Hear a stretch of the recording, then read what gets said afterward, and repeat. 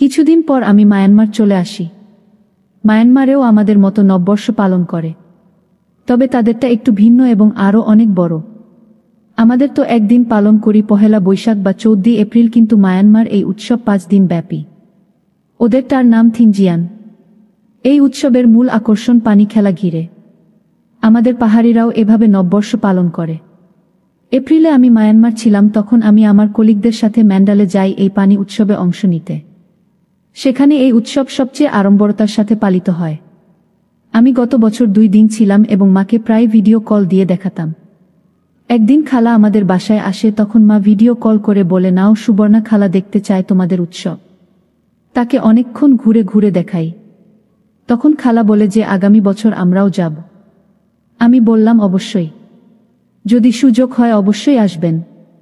এরপর জুন মাসে আমার ডিভোর্স এর ফর্মালিটি সম্পন্ন হয়। তখনও খালা আমাকে দেনমোহরের টাকা পরিশোধের জন্য ধার দিয়ে সাহায্য করেন।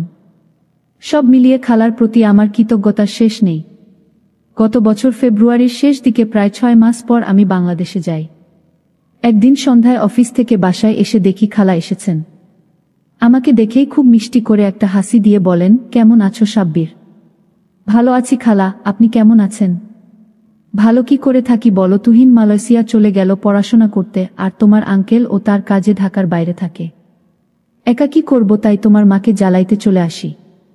এরপর নানান কথার মাঝে হঠাৎ জিজ্ঞেস করেন, তুমি আবার কবে যাচ্ছ? মার্চের 17 তারিখ। তাহলে তো নববর্ষের সময় সেখানে থাকবা? জি খালা। খালার সাথে সাথে বলে বসল, এবছর আমি যাব। তাইলে তো খুবই ভালো হয়। যাইতে হইলে এখন থেকেই ভিসা প্রসেস করতে হবে। কিন্তু সাথে সাথে আঙ্কেলকে ফোন দিল, কিন্তু আঙ্কেল বলল তার নাকি এপ্রিলের মাঝামাঝিতে মন্ত্রণালয়ের কি কাজ আছে, সে পারবে না। খালার মুখ গোমরা হয়ে গেল। আমাকে বলল, দেখ অবস্থা, কতদিন কোথাও ঘুরতে যাই না, আর তার কাজের এমন একটা অবস্থা, তাকে কিছু বলাও যায় না। আমি বললাম, আপনি চলেন, তুহিনকে মালয়েশিয়া থেকে আসতে বলব, সেখান থেকে মায়ানমারের প্লেনের ভাড়া অনেক কম। তখন আমার ছোট ভাই এসে বলে, তাহলে আমিও যাব। আমি ছোটখাটো একটা প্ল্যান করে ফেললাম। তা শুনে খালার মুখ একটু উজ্জ্বল হলো আর বলল, আচ্ছা তাইলে আমি তোমার আঙ্কেলকে বলে দেখি কি বলে। প্রায় সপ্তাহ খানেক পর মা আমাকে ফোন দিয়ে বলল, সুবর্ণাকে ফোন দিস তো, ওর জানি কি কথা আছে। আমি অফিসের পর খালাকে ফোন দিলে খালা জিজ্ঞেস করল, ভিসা প্রসেস করতে কত লাগে, কতদিন সময় লাগে, কি কি করতে হবে। সব তথ্য শুনে বলল, তাইলে কত খরচ হইতে পারে। আমি বললাম, প্লেন ফেয়ার আর ভিসা প্রসেস করতে 50,000-এর মতো, এছাড়া আর $500 মতো নিয়ে নিয়েন, শপিং টপিং সহ হয়ে যাবে। আর থাকার সমস্যা হবে না, আমার অ্যাপার্টমেন্ট তো আছে। তখন বললেন, তোমার আঙ্কেলকে একটা ফোন দাও তো। আঙ্কেলকে ফোন দেওয়ার পর তো রাজ্যের সব প্রশ্ন শুরু করলেন, কই যাবে, কই থাকবে, কি কি করবে, কোনো সমস্যা হবে নাকি। কারণ রোহিঙ্গা নিয়ে বাংলাদেশ মায়ানমার এর মাঝে বেশ ঝামেলা চলছে, তা তো সবাই জানেন। প্রায় আধা ঘন্টা বকবক করার পর ভিসা কারা প্রসেস করে তার কন্টাক্ট চাইলেন। আমি আমাদের অফিসে যে এজেন্ট আছে তার নাম্বার আর ঠিকানা দিয়ে দিলাম। আমি চলে এলাম মার্চের 17 তারিখে। অনেক নাটকীয়তার মধ্যে ভিসা ও টিকিট হলো। আমার ছোট ভাই তার পরীক্ষার কারণে আসতে পারবে না। এই সময় টিকিটের অনেক ক্রাইসি থাকে, তাই টিকিট কাটা হলো 10 তারিখ আসা আর 22 তারিখ বাংলাদেশ ফিরে যাওয়া। আমার কলিগদের জিজ্ঞেস করলাম কার কি প্ল্যান, কিন্তু এবার কেউই ম্যান্ডালে যাচ্ছে না। সবাই নাকি নিজের গ্রামের বাড়ি যাবে। কি আর করা, অগত্য তাদের সাহায্য নিয়ে আমি বাসের টিকিট আর হোটেল বুক করে রাখলাম। আমাদের প্ল্যান হলো 9 তারিখ খালা ও তুহিন ইয়াঙ্গুন আসবে, 11 তারিখ রাতে আমরা ম্যান্ডালে এর উদ্দেশ্যে রওনা হব। 14-15 রাত আমরা ম্যান্ডালেতে থাকব। 15 তারিখ দুপুরের পর আমরা বাগান এর জন্য রওনা হব, এটাও মায়ানমারের একটা স্টেট। 15-16 রাত থেকে 17 তারিখ রাতে রওনা দিয়ে 18 তারিখ ইয়াঙ্গুন পৌঁছাব। তারপর 22 তারিখ তুহিন মালয়েশিয়া চলে যাবে আর খালা বাংলাদেশ। সব ঠিক। এর মধ্যে তুহিন ফোন দিয়ে বলল, ভাইয়া আমি তো 9 তারিখের প্লেনের টিকিট পাচ্ছি না। 12 তারিখের আছে ইয়াঙ্গুন হয়ে সরাসরি ম্যান্ডালেতে, আর আমি 22 তারিখ পর্যন্ত থাকতে পারবো না।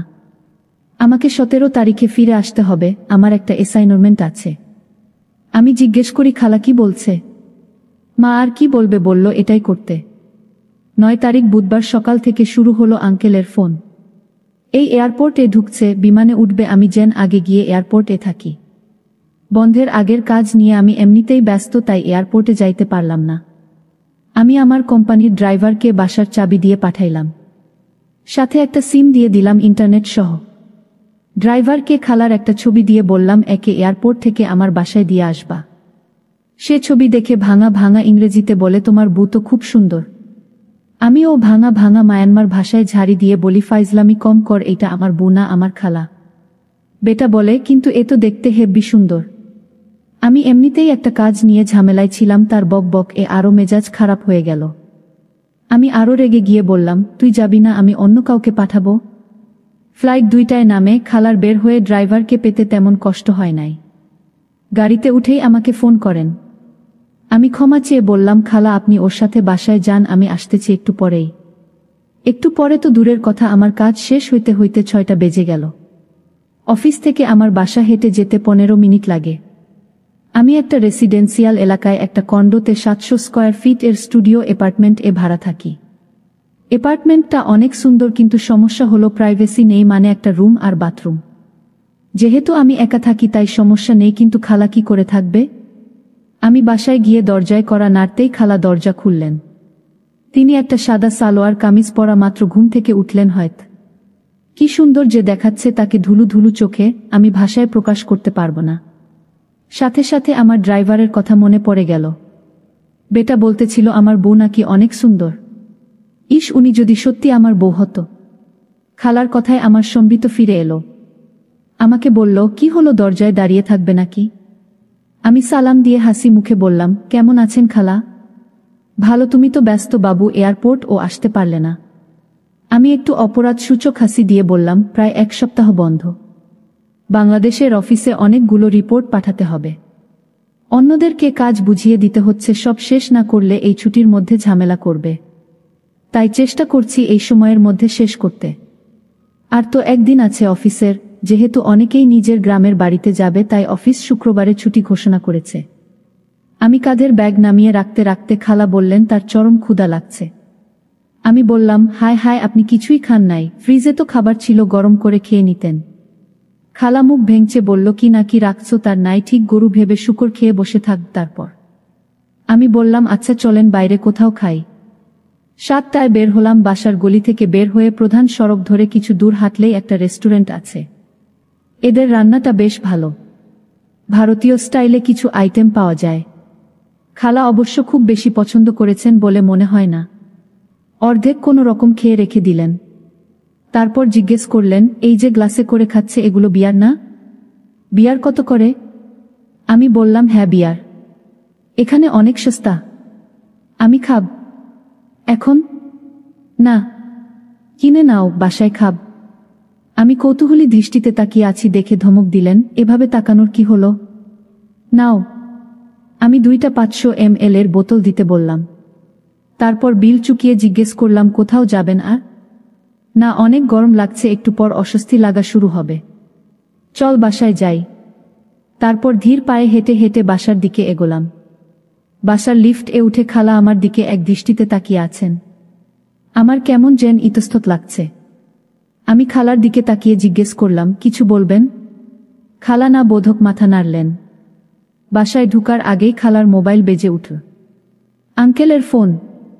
রুমে ঢুকে এসি ছেড়ে ওড়না ছুঁড়ে ফেলে বিছানায় চিত হয়ে শুয়ে পড়লেন। সেই সময় তার যে একটা দুলুনি দিল কি আর বলবো। আমি বাথরুমে গেলাম। অফিস থেকে এসে ফ্রেশ হই নাই, তাই সরাসরি গোসল করে ঘরের জামা কাপড় পরে নিলাম। খালার কথা বলা শেষ। একটু পর মা ফোন দিল। তিনি তো আমার বাসার পুঙ্খানুপুঙ্খ বিবরণ দেয়া শুরু করলেন। ফ্রিজের পাশে রাখা বোতল দিকে ইশারায় বললেন, বলে দিব? আমি 2 হাত জোর করে বললাম না। তিনি অন্যদিকে টপিক নিয়ে গেলেন, আরও রাজ্যের কথা বললেন। তারপর আরও কয়েকজনকে ফোন করলেন। এই করতে করতে রাত 11টা বাজালেন।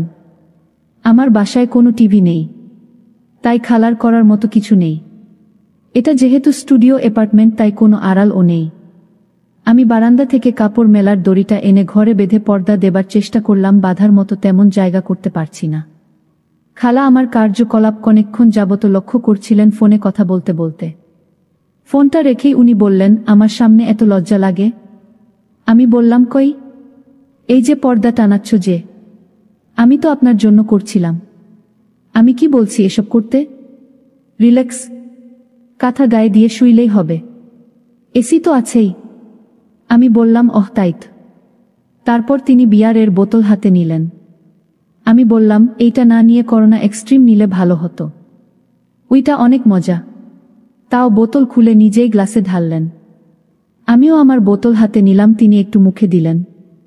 বুঝলাম ভালো লাগে নাই। জিজ্ঞেস করলাম, খেতে পারবেন? একটু তেতো কিন্তু খাওয়ার যোগ্য। এর আগে খেয়েছেন? না, রিয়ার খাই নাই, তবে ওয়াইন খেয়েছি কয়েকবার। তিনি বেশ কিছুক্ষণ এক গ্লাস বিয়ার খাওয়ার চেষ্টা করলেন, শেষ পর্যন্ত অসফল হলেন। আধা গ্লাসও শেষ করতে পারলেন না। আমি এর মধ্যে আমার বোতল শেষ করেছি। খালা বলল, আমার বাকিটুকু খেয়ে নাও। খালা উঠে লাগেজ থেকে একটা নিয়ে বাথরুমে চলে গেলেন। আমি ল্যাপটপ খুলে ফেসবুক ঘাঁটতে লাগলাম। কিছুক্ষণ পর বের হলেন, লম্বা একটা মেকি পরা। ভেতরে পড়া নাই সেটা বোঝাই যাচ্ছে। এই বয়সে তার সাপ দেখে আমি অবাক। এর আগে কখনো ওনাকে সেভাবে খেয়াল করি নাই, কিন্তু এখন দেখে আমার যেন তার প্রতি আকর্ষণ আরও বাড়িয়ে দিয়েছে। যাই হোক, এসেই তিনি বিছানায় চাদরের নিচে চলে গেলেন। আমাকে জিজ্ঞেস করলেন, তুমি কই ঘুমাবা? যদিও আমার বিছানা ডাবল সাইজ ম্যাট্রেস, তাও বললাম, এই যে পাটি আর তোষক, এখানে শুয়ে পড়ব। খালা কিছু বলতে গিয়ে আর বললেন না। কিছুক্ষণ পর জিজ্ঞেস করলেন, কয়টায় উঠো? 8টার দিকে উঠলেই হয়, অফিস তো 9টা থেকে। ও আচ্ছা। তিনি এবার তার ফোনের দিকে মনোযোগ দিলেন। আমি বেশ কিছুক্ষণ তার দিকে এক পলকে তাকিয়ে রইলাম। মাথা ভর্তি এক ঝাঁক চুল, এর মাঝে গোল মুখটা লাইটের আলোতে খুবই সুন্দর লাগছে। চোখের দুই পাশে বয়সের একটু ছাপ দেখা গেলে মুখের উজ্জ্বলতা কমে নাই। খালা মোবাইল দেখতে দেখতে বললেন, কি বাবা, কিছু বলবা? আমি বললাম, না খালা, আপনি এখনো অনেক সুন্দর, সেটাই দেখছি। তিনি চোখ উঠিয়ে বললেন, তাই নাকি? আমি কোথায় যেন কৌতুকে পড়েছিলাম, বিয়ার গেলে নাকি বুড়িকে ছুরি মনে হয়। আমি তার কথা শুনে জোরে হেসে উঠলাম। খালাও আমার সাথে অনেকক্ষণ হাসলেন। যাই হোক, আমি উঠে বিছানা করলাম। ঘড়িতে তখন 12টার কাছাকাছি হবে। তিনি জিজ্ঞেস করলেন, ঋতুর সাথে তোমার আর যোগাযোগ হয়েছে? ঋতু আমার আগের গার্লফ্রেন্ড। না, কোনো যোগাযোগ হয় নাই। আচ্ছা, ঘুমিয়ে পড়। সিগারেট খাইতে ইচ্ছা করছিল, কিন্তু সাহস হইল না। খালা ফ্রেন্ডলি আচরণ করছেন, তাই বলে অসম্মান দেখানো উচিত হবে না। অগত্যা ঘুমানোর চেষ্টা করলাম। সকালে উঠে দেখি আমার ঊর্ধ্বমুখী হয়ে আছে। বিছানায় খালা নেই। ঘড়িতে 8টা 10 বাজে দেখে লাফ দিয়ে উঠলাম। বাথরুমে যাওয়ার সময় দেখলাম মেকি পরে চুলার সামনে কি যেন করছেন। আমি বাথরুমে ফ্রেশ হয়ে ড্রেসিং রুমে এসে দেখি আমার অফিসের পরে যাওয়ার মতো শার্ট প্যান্ট নেই। অগত্যা টাওয়াল পরে বের হলাম। খালা উবু হয়ে বিছানা গোছাচ্ছিলেন, পেছন থেকে তাকে বেশ ভালোই বোঝা যাচ্ছে। আমি আলমারি থেকে প্যান্ট শার্ট নিয়ে ড্রেসিং রুমে যাওয়ার সময় খালার সাথে চোখে চোখ পড়তেই অন্যদিকে সরিয়ে নিলেন আর মুখে একটা মুচকি দিল। আমি পোশাক পরে বের হয়ে দেখি বেশ আয়োজন করেই নাস্তা তৈরি করেছেন। আমি নাস্তা করছি, খালার মুখে এখনো সেই দুষ্ট হাসি। তিনি মোবাইলে কি যেন দেখছেন আর মিট মিট করে হাসছেন। আমি জিজ্ঞেস করলাম, কি দেখছেন? উনি স্ক্রিনটা ঘোরাতেই আমার কান দিয়ে যেন ধোয়া বের হইতে শুরু করল। আমার ঊর্ধ্বমুখী রাতের সেই ছবি। খালা তো হেসে কুটি কুটি অবস্থা। জিজ্ঞেস করলেন, এই জন্যই পর্দা টানাইতে চাইছিলা? আমি কি বলবো তাই তো ভেবে পাচ্ছি না। খালা আমার সাথে এমন মজা করবেন তা আমি স্বপ্নেও ভাবি নাই।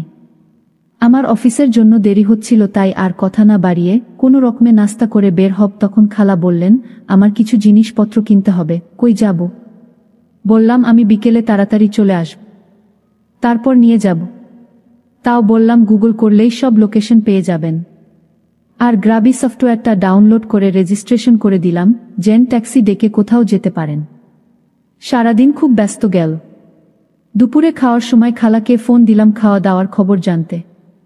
বললেন তিনি মুরগি রান্না করেছেন আর আলু ভর্তা ডাল রান্না করেছেন। 4টার দিকে অফিস ছুটি হয়ে গেল। আমি সব কাজ ঠিকমতো শেষ করে বাসায় যেতে 4:30টার মতো বাজল। বাসায় গিয়ে নক করে অনেকক্ষণ দাঁড়িয়ে রইলাম। খালা দরজা খুললেন। তাড়াহুড়ো করে যে জামা পরেছেন সেটা কাঁধের কাছে ভাঁজ হয়ে থাকা দেখেই বোঝা যাচ্ছে। ঘরে ঢুকতেই খালা বলল, আমার কাপড়গুলো দেখো তো, এগুলো ঠিক আছে নাকি? না, আর কিছু লাগবে? আমি তার লাগেজের সামনে গিয়ে একটু ইতস্তত করতে লাগলাম। উপরেই সব ছোট কাপড়। হাত দ্বীপ কি দ্বীপ ভাবছি। খালা লক্ষ্য করলেন আর ওইগুলো হাতে নিয়ে সরে গেলেন। আমি বললাম, এগুলো ঠিকই আছে, তাও 2-1টা হালকা টপস আর স্কার্ট কিনে নিলে ভালো, সাথে পানি খেলার জন্য লেগিংস বা এ জাতীয় কিছু। আমি তারা দিলাম। ছুটি শুরু হয়ে গেছে, আমরা তাড়াতাড়ি বের হই, নইলে মার্কেট বন্ধ হয়ে যাবে। আমরা 5:30-এর দিকে বের হলাম। বাইরে ভয়ঙ্কর গরম। আমরা বাসার থেকে একটু দূরে একটা শপিং মলে গেলাম, ঘুরে ঘুরে sandal, scarf, tops, skirt, clip, আরও কত কিছু যে কিনা তার আর শেষ নেই। এর মাঝে তো আঙ্কেল অনবরত কল দিয়েই যাচ্ছে। আমার সাথেও কয়েকবার কথা বললেন। বিশাল শপিং মলে খালা সব দোকান ঘুরতে ঘুরতে একটা দোকানের সামনে হঠাৎ থেমে গেলেন। আমি ঠিক খেয়াল করি নাই, কিছু দূর যাওয়ার পর দেখি খালা পাশে নেই।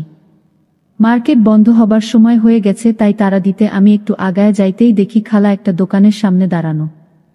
আমি ডাকতেই আমার দিকে হেঁটে আসতে লাগলেন। আমি জিজ্ঞেস করলাম, আর কিছু লাগবে? বলল, এভাবে কিনতে থাকলে পুরো মার্কেট কেনা হয়ে যাবে, যা দরকার ছিল কেনা হয়ে গেছে, চলো চলে যাই। তো আমরা সেই পথেই হেঁটে যাচ্ছিলাম। যে দোকানের সামনে খালা দাঁড়িয়েছিল সেটা লক্ষ্য করলাম। এটা একটা লঞ্জেরির দোকান, আর ডোলে পরানো একটা ডিজাইনার লঞ্জেরি দেখছিলেন। একটা ছোট কাপড়, খুবই সুন্দর, পিঙ্কের মাঝে লাল ডিজাইন। আমি আর তেমন কিছু ভাবলাম না। বাসায় আসতে আসতে অনেক কথা হলো। কি করব, কই যাচ্ছি, কেমন হবে এসব নিয়ে, আর রাস্তাঘাট, মানুষ কেমন, কোথায় কি পাওয়া যায় তা দেখাতে থাকলাম। অনেক জ্যাম পার করে বাসায় আসতে আসতে রাত 9টা বেজে গেল। আসার সময় কিছু খাবার দাবার ও নিয়ে নিলাম। এসেই তিনি শপিং এর সব কিছু নিয়ে বসলেন। আমি ফ্রেশ হইলাম। তারপর খাবার গরম করে দুইজনে খেয়ে নিলাম। খাইতে খাইতে খালা বললেন, আমি ফ্রিজের কোনায় রাখা বোতল থেকে অল্প একটু ওই পানি খাইছি। আমি জানতে চাইলাম, কেমন লেগেছে? বিয়ার থেকে ভালো। ভেবেছিলাম অনেক করা হবে, তেমন না। তুমি প্রতিদিন খাও? খুব বেশি খাই না। এই বোতল কিনেছি 3 দিন আগে, তাও তো অর্ধেক আছে। 3 দিনে অর্ধেক খেয়ে ফেলছো, বলছো বেশি খাও না? আমি তো একা খাই নাই। তাইলে? বন্ধুরা আসে। বন্ধু না, বান্ধবী। খালার তখন খাওয়া শেষ, রান্নাঘরে প্লেট ধুচ্ছেন। আমি একটু হকচকিয়ে গেলাম। সমস্যা নেই, বলতে পার। আমি কাউকে বলবো না। আরে না, আমার কোনো বান্ধবী নেই। উনি ধুম করে একটা ছোট কাপড় হাতে আমার সামনে এসে দাঁড়ালেন। বললেন, এটা তুমি পর। আর তোমার কাবার্ডে মেয়েদের পোশাক কিসের? তোমার? আর তো কিছু বলার নেই। যা ধরা খাওয়ার অনেক আগেই খেয়ে গেছি। উপায় না পেয়ে সত্য কথা বলে দিলাম। মেয়ে বান্ধবী আমার বাসায় প্রায় থাকতে আসে। সে আজ তার গ্রামের বাড়িতে যাবে ছুটি কাটাতে। আপনি আসবেন বলে সে থাকে নাই। বান্ধবী না গার্লফ্রেন্ড? গার্লফ্রেন্ড না, ফ্রেন্ড উইথ বেনিফিট বলতে পারেন। তাইলে তো আমি তোমার ছুটি পন্ড করে দিলাম। এখন কি হবে? আরে ওসব কিছু না। আপনি আছেন, তুহিন আসবে, সময় ভালোই কাটবে। মেয়ের চাইতে তো আর ভালো সময় কাটবে না। আমি আর কোনো উত্তর দিলাম না। সব কিছু গুছিয়ে বসলাম। খালা কাপড় চোপড় তার বড় লাগেজে গুছাচ্ছেন। দেখে বললাম, খালা, আপনি এত বড় লাগেজ না নিয়ে আমার ছোটটা নিয়ে নিয়েন। এত বড় লাগবে না। ভালো কথা বলেছ, আর এটা নিয়ে চলাফেরা করতেও সমস্যা হবে। তবে তোমার জামা কাপড় কি করবে? আমার কাঁধের ব্যাগেই হয়ে যাবে। খালাকে জিজ্ঞেস করলাম, আরও খাবেন? উনি হ্যাঁ সূচক মাথা নাড়লেন। আমি ডাবল ব্ল্যাকের বোতলটা সামনে আনলাম। 2টা গ্লাস আনলাম, বাদাম নিয়ে বসলাম। খালা বলল, বেশ, আয়োজন তো সব রেডিই থাকে। আমি বললাম, মোটামুটি। এর মাঝে আবার আঙ্কেলের ফোন। খালা বিরক্ত হয়ে ফোন ধরল। 3-4 মিনিট কথা বললেন। তারপর আমি টায়ার্ড, এখন ঘুমাতে যাব বলে ফোন রেখে দিলেন। ততক্ষণে আমার গ্লাস রেডি করা হয়ে গেছে। ফোন রেখে গ্লাস হাতে নিয়ে একবারে 1 গ্লাস বড় খেয়ে ফেললেন। আর মুখ এমন এক ভঙ্গি করলেন যেন রাজ্যের বাজে জিনিস। তার পরক্ষণেই মুখ ঠিক করে বললেন, এখন তো আরো ভালো লাগছে, কি মিশিয়েছ? আমি বললাম, জিঞ্জার এল। এটা দিয়ে খাইতে দারুণ। এই হলো বিপত্তি। তিনি গপাগপ মেরে দিলেন। আমি একটু শঙ্কিত হলাম। কিছুক্ষণ পরে বললেন, সিগারেট দাও। আমি বললাম, খালা, আপনি কি এসব প্ল্যান করেই এসেছেন? উনি বললেন, না, আজকে প্ল্যান করেছি। আমি আরেক দিতে দিতে বললাম, আপনি কখনো একা কোথাও বেড়াইতে যান নাই না? উনি সিগারেট ধরালেন আর ওড়নাটা ছুঁড়ে ফেলে নিয়ে দেয়ালে বালিশ রেখে হেলান দিয়ে বললেন, খুনাগ, এটাই আমার একা, মানে তোমার আঙ্কেল ছাড়া একমাত্র ট্রিপ। আমি আর কিছু বললাম না। উনি সিগারেট খাচ্ছেন, দৃশ্যটা দেখে আমার ঋতুর কথা মনে পড়ে গেল। ঋতু ঠিক এভাবেই সিগারেট খেত। উনি যে সিগারেট খাচ্ছিল তা না, সে জাস্ট ধোঁয়া টান দিয়ে ছেড়ে দিচ্ছেন। এরপর একটা বড় টান দিতে গিয়ে ধোঁয়া গলায় চলে যায় আর কাশতে কাশতে অবস্থা খারাপ। বললেন, এই জঘন্য জিনিস খায় কি করে লোকজন? তারপর নিজে থেকেই বিড়বিড় করে বলছেন, ঢাকায় একা থাকতে থাকতে আমি বোর হয়ে গেছি। এতই বোর হয়ে গিয়েছি যে সেটাও অনেক সময় বুঝতে পারি না। গতকাল যখন এয়ারপোর্ট থেকে এখানে আসছিলাম তখন চারিদিকে নতুন সবকিছু দেখে ভাবছিলাম এটাই হয়তো আমার শেষ একা কোথাও যাওয়া। তাই ভাবছি মুক্তির স্বাদটা ভালো মতো পেতে চাই। তারপর যে কত কিছু বললেন, আমি শুধু শুনেই গেলাম। এগুলো লিখতে গেলে আরও কয়েক পর্ব লাগবে। প্রায় ঘন্টা খানেক বকবক করলেন। তারপর আমার পাশে বসে আমার হেলান দিয়ে শুয়ে পড়লেন। সে যে বেশ মাতাল হয়ে গেছে সেটা ভালোই বোঝা যাচ্ছে। অনেকক্ষণ এভাবে বসে থেকে বললেন, আমি টয়লেটে যাব। আমি বললাম, একা পারবেন? না, আমাকে একটু ধর। আমি তাকে নিয়ে টয়লেটে বসিয়ে দিলাম।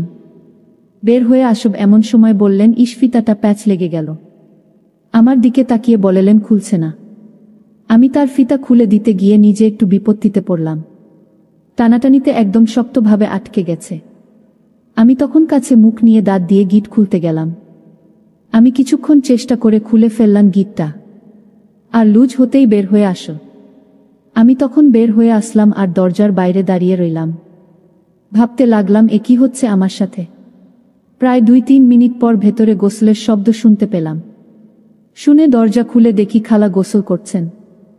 আমাকে দেখে বললেন, সাব্বির অনেক লাগছে। উনি রীতিমতো টলছেন আর শূন্য দৃষ্টিতে আমার দিকে তাকিয়ে রইলেন।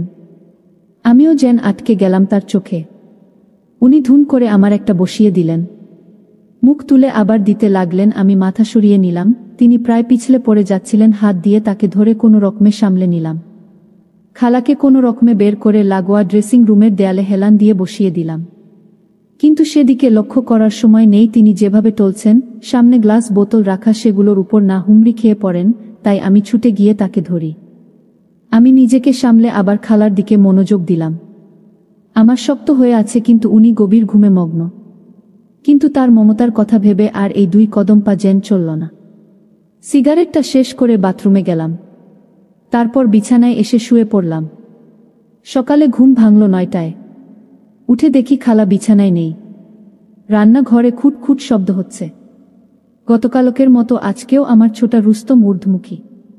কিন্তু এর চাইতেও বড় ব্যাপার, এখন খালার সামনে কি করে যাব। আমার কেমন যেন অস্বস্তি লাগছে। আমি উঠে বাথরুমে চলে গেলাম। ফ্রেশ হয়েও বের হইতে ইচ্ছা করছে না। ভাবছি সারাদিন কি করে কাটবে। কিছুই করার নেই। বাংলাদেশের অফিসও বন্ধ। খালা ডাকলেন, এতক্ষণ বাথরুমে কি কর? নাস্তা ঠান্ডা হচ্ছে। বেশ স্বাভাবিক স্বরেই ডাকলেন। টাওয়াল হাতে বের হলাম। খালা একটা ফ্রক পরে আছেন। ড্রেসটা তো বেশ সুন্দর। কবে কিনলেন? গতকাল কিনেছি। কখন খেয়াল করি নাই তো। খেয়াল থাকবে কেমনে? সেই লম্বা মেয়েটার দিকে যেভাবে ডেব ডেব করে তাকাইছিলা। আমার কানে কেউ যেন গরম লোহা ঢেলে দিল। খালা যেন প্রতি ঘন্টায় আরো ভয়ানক হচ্ছেন। আমি নাস্তা করতে বসলাম। আজকে রুটি, জ্যাম আর ডিম পোচ, সাথে সসেজ ভাজা। খালা মাটিতে আরাম করে বসে খাচ্ছেন। জিজ্ঞেস করলেন, আজ বের হবা কোথাও? চুল কাটাবো আর কিছু কেনাকাটা করব। এই যা। কখন বের হবা? এই তো আধা ঘন্টা পরে। কিছুক্ষণ চুপ থেকে বললেন, কালকের জন্য দুঃখিত। একটু বেশি বেশি করে ফেলছি মনে হয়। না না, আসলে আমি দুঃখিত। আমার আপনাকে এভাবে খাওয়ান উচিত হয় নাই। আপনি তো আর লিমিট বুঝবেন না। স্বাদ বেশ ভালো ছিল তাই খেয়ে ফেলছি। তারপর আর কিছুই মনে নাই। আমি জিজ্ঞেস করলাম, কিছুই মনে নাই? উনি একটু ভীত স্বরে বললেন, আমরা কি? আর কিছু বলছেন না। আমি তার দিকে তাকিয়ে কথা শেষ করার অপেক্ষায়। তারপর পাল্টা প্রশ্ন করলাম, আমরা কি? কিছু না। আমি বুঝতে পারছি খালা কি বলতে চাচ্ছে, কিন্তু আমি আর ওই শব্দটা আমাদের মাঝে আনতে চাচ্ছি না। খাওয়া দাওয়া শেষ করে রেডি হলাম। খালাকে আমার লাগেজটা বের করে দিলাম, যেন উনি কাপড় চোপড় গুছিয়ে নেন।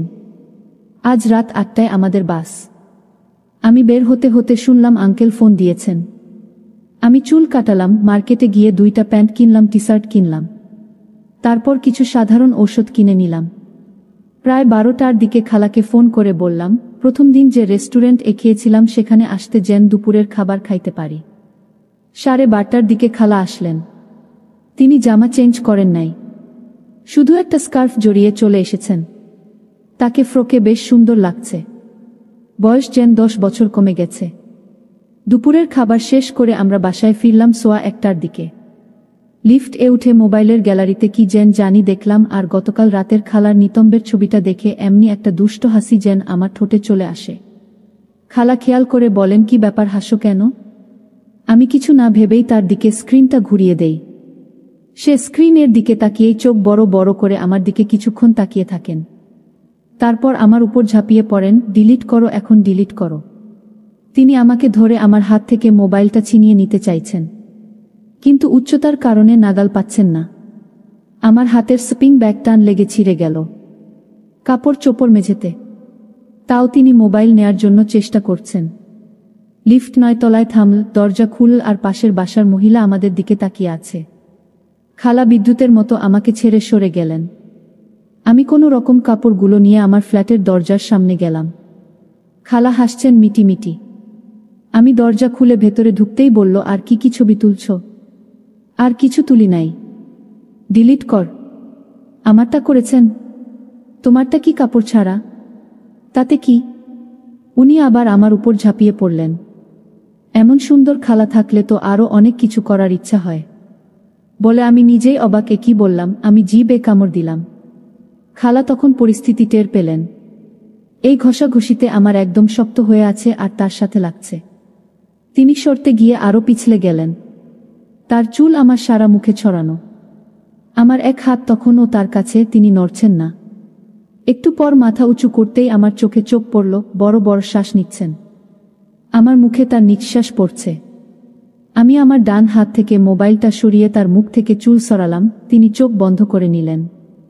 খালা আমাকে কাছ থেকে এক ঝটকায় দূরে সরে কোনায় গিয়ে বসলেন। আমি দ্বিধায় পড়ে গেলাম। তিনি কি রাগ করলেন? আমি কি বলব ভাবছি, এমন সময় তিনি দাঁড়ালেন, তার পরনে ফেলে দিলেন, তার ছোট কাপড় ছাড়া আর কিছু নেই। ঘটনার আকস্মিকতায় আমি হতবাক। আমি তখনও এই ব্যাপারটার সাথে মনে হয় মানসিকভাবে খাপ খাওয়াতে পারছিলাম না, তাই আমি অ্যাক্টিভ হতে পারছি না। কিন্তু প্রায় মিনিট 10 পার হবার পরে খালা আমাকে জিজ্ঞেস করলেন, আমাকে ভালো লাগছে না? তখন আমার সম্বিত ফিরে আসল, আরে আমি তো কিছুই করছি না।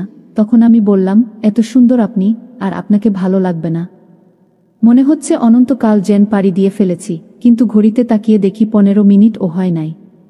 খালা কোনো কথা না বলে চলে গেলেন। হেঁটে যাওয়ার সময় তার দেখে আমার যেন আরেকবার নেচে উঠল। আমি ওই অবস্থাতেই রইলাম। প্রায় 5 মিনিট পর বের হলেন, কোনো কথা বললেন না। দুইজন নিশ্চুপ। খালা নীরবতা ভাঙলেন। আমাকে কি খুব খারাপ মনে হচ্ছে? একদম না, বলে তার দিকে তাকালাম আর হাসি দিয়ে বললাম, কি তবে আগের থেকে দিলে হয়তো শুরুটা আর সুন্দর করা যেত। আমাদের সময় তো শেষ হয়ে যায় নাই, বলে আমার আবার হাত দিলেন। এর মাঝে ফোন বেজে উঠল। খালা ফোন ধরলেন। আঙ্কেল ফোন দিয়েছে। তিনি কথা বলা শুরু করলেন। অনেকক্ষণ কথা বলছেন। আমি শুনতে শুনতে ঘুমিয়ে গেলাম। বন্ধুরা, আজকে এই পর্যন্তই।